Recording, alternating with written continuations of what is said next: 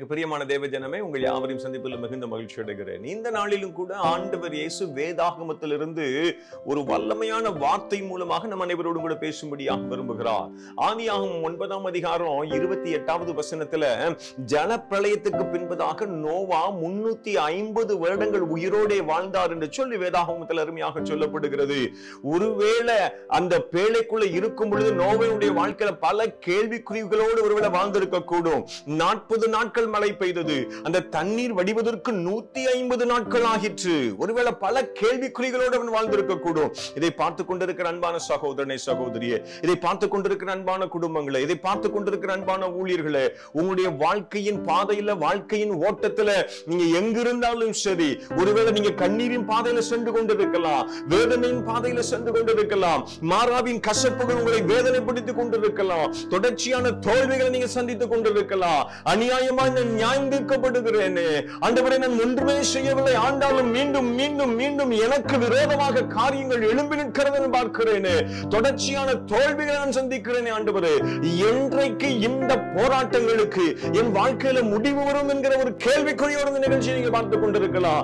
அன்பின் ஆண்டவராகிய இயேசு உங்களோடும் என்னோடும் நம்மோடும் கூட தெளிவாக பேசும்படியாக விரும்புகிறார். That is life after storm. உங்களுடைய போராட்டங்களுக்கு பின்பதாக ஒரு புதிய தொடக்கம் உண்டு என்பதை ஆண்டவர் இயேசு இன்றைக்கு நம் அனைவரோடும் கூட பேசும்படியாக விரும்புகிறார். நோவாவுடைய வாழ்க்கையில கர்த்தர் போராட்டங்களுக்கு பின்பதாக தொடக்கத்தை வைத்ததற்கு காரணம் என்ன தெரியுமா? ஆதியாகமம் 7ஆம் அதிகாரம் 5வது வசனத்தை எடுத்து வாசித்து பார்க்கும் பொழுது கர்த்தர் சொன்னபடியெல்லாம் நோவா செய்தான் என்று சொல்லி அருமையாக சொல்லுகிறது. இதை பார்த்துக் கொண்டிருக்கிற சகோதரனை, சகோதரி, அன்பான குடும்பங்களை, சபைகளை, ஊழியர்களே, இன்றைக்கு நீங்களும் நானும் எடுக்க வேண்டிய தீர்மானம் என்ன? ஆண்டவர் இயேசுவே, நீங்க சொல்றபடி எல்லாம் நாங்க செய்கிறோம் என்று சொல்லி ஒரு தீர்மானம் எடுத்து பாருங்க.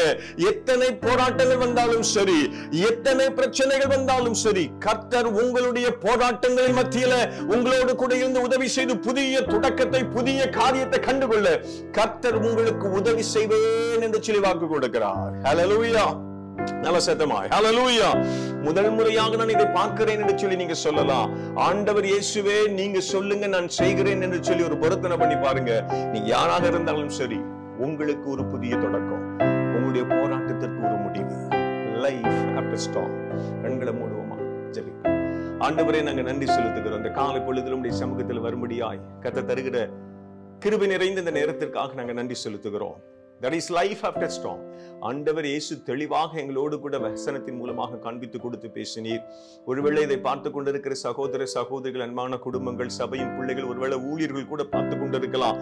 ஒருவேளை கண்ணீரின் பாதை, வேதனையின் பாதை, அவமானத்தின் பாதை சென்று கொண்டிருப்பார்களே. ஆனா ஆண்டவரே, நீங்க என்ன சொல்றீங்களோ அதை நான் செய்கிறேன் என்று சொல்லி அர்ப்பணிக்கிற இந்த வேளையில அற்புதங்கள் அவர்கள் கண்டுகொள்ள கர்த்தர் உதவி செய்யுங்க சுவாமி. கர்த்தர் செய்கிறபடினாலும் மக்கள் நாங்க நன்றி மாத்திரம் செலுத்துகிறோம். தொடர்ந்து பொறுப்படுத்திக் கொள்ளுங்க. இந்த நாளுக்கான நிறைவான ஆசீர்வாதத்தை தாங்க. இயேசுவின் இன்ப நாமத்தில் ஜெபிக்கிறேன். ஜெபங்களும் எங்கள் ஜீவனுள்ள நல்ல பிதாவே. ஆமென். Thank you. God bless you all.